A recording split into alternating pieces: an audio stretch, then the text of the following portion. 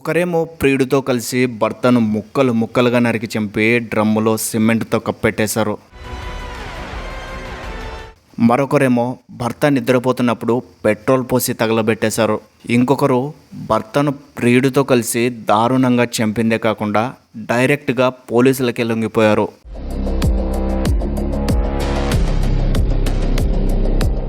ఇప్పుడు లేటెస్ట్గా అసలు ఎవరి ఊహలకు అందని రీతిలో భర్తకు టాయిలెట్ క్లీనర్ అయినటువంటి హార్పిక్ యాసిడ్ నరాల్లోకి ఎక్కించి మరీ అతి కిరాతకంగా చంపింది ఓ భార్య. ప్రియుడితో కలిసి భర్తను కడతేర్చిన భార్య, డాబాపై నుంచి కిందకు తోసేసిన భార్య, చనిపోకపోవడంతో భర్త నరాల్లోకి ఇంజెక్షన్, విలవిల్లాడుతూ ప్రాణాలు విడిచిన భర్త. ఇలా ఒకటి కాదు రెండు కాదు, గత 2-3 ఏళ్లలో దేశవ్యాప్తంగా ఎక్కడో ఒక చోట ఇలాంటి ఘటనలు వెలుగులోకి వస్తూనే ఉన్నాయి. మోస్ట్లీ ఇలాంటి కేసెస్ అన్నిటిలో కూడా కామన్గా కనిపిస్తున్నది మాత్రం ముగ్గురు, భర్త, భార్య, ప్రియుడు. చూద్దాం అసలు ఇలాంటి ఇన్సిడెంట్స్ ఎందుకు జరుగుతున్నాయి. ఓర్పు, సహనం, ప్రేమ వంటి వాటికి ప్రతిరూపాలుగా చెప్పుకునే మహిళలు నవ్వేడేస్ అత్యంత బ్రూటల్గా ఎందుకు మారిపోతున్నారు. ఒకప్పుడు మగవాళ్ళు ఆడవాళ్ళపై చేసే అఘాయిత్యాలు తరచూ వినిపించేవి, కనిపించేవి. కానీ ఇప్పుడు ఆడవాళ్లే మగవాళ్ళపై చేస్తున్న దారుణాలు వెలుగులోకి వస్తున్నాయి. ఇలా ఎందుకు జరుగుతోంది?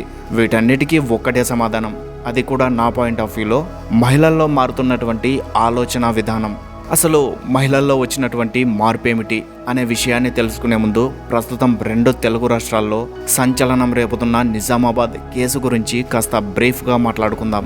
నిజామాబాద్ జిల్లా మోపాల్ మండలం న్యాల్కల్ గ్రామానికి చెందిన ప్రశాంత్కు సంధ్య అనే అమ్మాయితో వివాహం జరిగింది. అతను కుటుంబాన్ని పోషించుకోవడానికి దుబాయ్లో ఏదో ఉద్యోగం చేస్తూ ఫ్యామిలీ కోసం అప్పుడప్పుడు తిరిగి వచ్చేవాడు. అతని భార్య అదే జిల్లాలోని ఓ ప్రైవేట్ ఆసుపత్రిలో నర్సుగా పనిచేస్తూ ఉండేది. అయితే భర్త దుబాయ్లో, ఆమెమో ఇక్కడ. ఇలా ఇద్దరి మధ్య కాస్త గ్యాప్ అనేది ఏర్పడడం వల్ల ఆమెకు వేరే వ్యక్తితో వివాహేతర సంబంధం ఏర్పడింది. ప్రియుడి మోజులో పడ్డ సంధ్యకు అడ్డుగా ఉన్న భర్త ప్రశాంత్ను తొలగించుకోవాలనే ఆలోచన వచ్చింది. సో భర్త దుబాయ్ నుంచి వచ్చిన తర్వాత కొంతమందికి డబ్బిచ్చి అతనికి ఫుల్గా మద్యం తాగించి ప్రియుడితో కలిసి ఆమె ప్రశాంత్ను మేడపై నుంచి తోసేసింది. అప్పుడు గాయాలతో బయటపడ్డాడు ప్రశాంత్.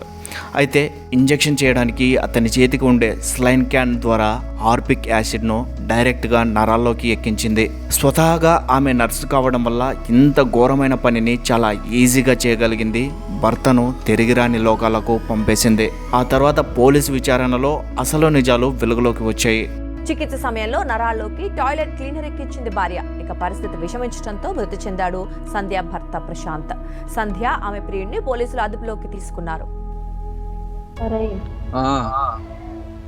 ఎట్లొడుతున్నాడు ఎన్నోది అది తాయిపు ఏ టైమన్నా కానీ అడ్డిచ్చా పోయిన చెప్పు.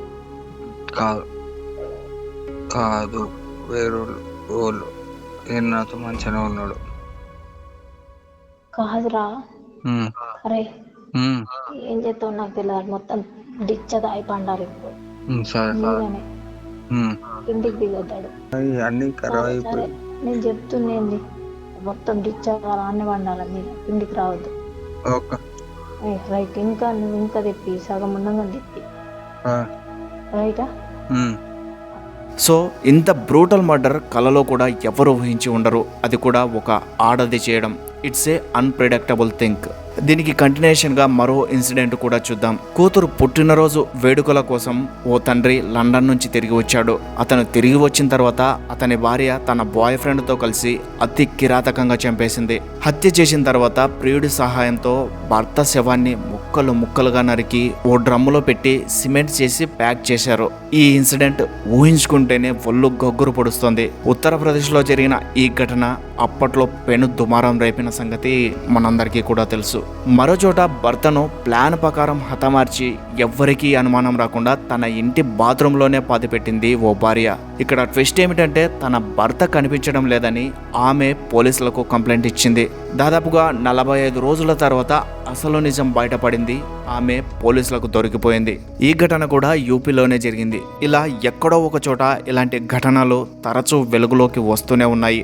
అసలు మహిళలు ఇలా ఎందుకు మారిపోతున్నారు, ఇంత బ్రూటల్గా ఎలా ఆలోచిస్తున్నారు? వీటికి సమాధానం దొరకాలంటే అసలు ఆడవాళ్ళు గతంలో అంటే మన అమ్మమ్మల టైంలో ఎలా ఉండేవారు, ఇప్పుడు ఎలా ఉన్నారు అనే విషయాలను కాస్త కంపారిటివ్గా చర్చిద్దాం.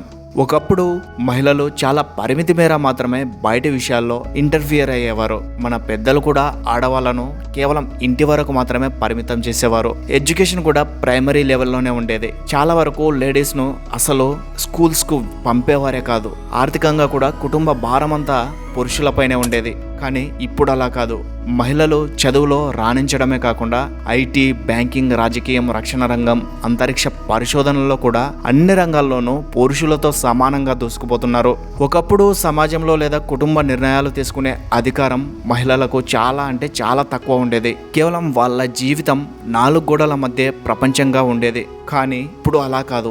వాళ్ళ యొక్క జీవితానికి సంబంధించి నిర్ణయాలన్నిటినీ కుటుంబంతో సంబంధం లేకుండా స్వయంగా తీసుకుంటున్నారు. కుటుంబంలోనే కాకుండా సమాజంలో కూడా కీలక నిర్ణయాధికార స్థానాల్లో లేడీస్ రాణిస్తున్నారు. ఒకప్పుడు మహిళల్లో ఓర్పు, సహనం, త్యాగం ఎక్కువగా ఉండేవి. తమ హక్కుల గురించి మాట్లాడడానికి చాలా భయపడే పరిస్థితి కూడా ఉండేది. మోస్ట్లీ సర్దుకుపోవడమే శ్రీలక్షణంగా భావించేవారు. కానీ ఇప్పుడు అలా కాదు. తెలివితో ఆలోచిస్తూ ఎదిరించే ధైర్యం, ఆత్మవిశ్వాసం, తమ హక్కుల కోసం పోరాడే తత్వాన్ని అలవర్చుకుంటున్నారు. ఇంకో విషయం ఏమిటంటే, గతంలో మహిళలు గృహహింసకు గురైనప్పుడు లేదా వారికి ఏదైనా అన్యాయం జరిగినప్పుడు కుటుంబానికి లేదా సమాజానికి భయపడి వారిలో వారే భరించేవారు లేదా ఆత్మహత్యలకు పాల్పడేవారు. కానీ నేటి రోజుల్లో అలా కాదు. ఆ అణిచివేత ఏదైతే ఉందో అది పగగా మారి ఎదుటివారిని అంతమొందించే స్థాయికి వెళ్తోంది. ముఖ్యంగా వివాహేతర సంబంధాలు, కుటుంబ కలహాలు, ఆస్తి తగాదాలు వంటి విషయాల్లో తలెత్తే తీవ్రమైన ద్వేషం మహిళలను నేరాల వైపు పురికొల్పుతోంది. ఇంకో విషయం ఏమిటంటే, మహిళల్లో టెక్నాలజీ, క్రైమ్ కంటెంట్ ప్రభావం కూడా చాలా ఎక్కువగానే ఉంది. నేటి టెక్నాలజీ యుగంలో టీవీల్లో వచ్చే క్రైమ్ సీరియల్స్, ఓటీటీలో వచ్చే సైకో థ్రిల్లర్ మూవీస్ మరియు సోషల్ మీడియా ఇవన్నీ కూడా అందుబాటులో ఉన్నాయి. పైగా ఇంటర్నెట్ లభ్యత కూడా చాలానే ఉంది.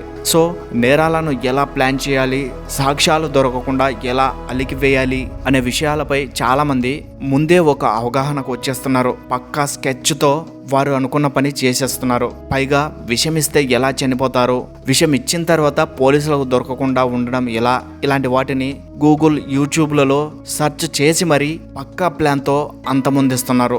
మామూలుగా అయితే శారీరక బలానికి ప్రత్యామ్నాయంగా ఈ సబ్జెక్టివ్ ప్లానింగ్ అనేది మహిళల్లో ఎక్కువగా ఉంటుంది. శారీరక బలం విషయంలో పురుషులతో పోలిస్తే మహిళలకు చాలా పరిమితులే ఉండవచ్చు. అందుకే వారు నేరుగా దాడి చేసే పద్ధతుల కంటే విషం కలపడం, సుపారీ ఇవ్వడం, నిద్రమాత్రలలో మింగించి ఊపిరాడకుండా చేయడం లేదా నమ్మక ద్రోహం చేసి ఊహించని విధంగా దెబ్బతీయడం వంటి పద్ధతులనే ఎంచుకుంటున్నారు.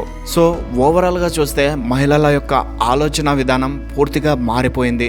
ఒకప్పటితో పోలిస్తే ఇప్పుడు వారి యొక్క ఆలోచన విధానం, సొసైటీపై వారికి ఉండేటువంటి అభిప్రాయం, ఇలా అన్నిటిలో కూడా చాలానే చేంజెస్ వచ్చాయి.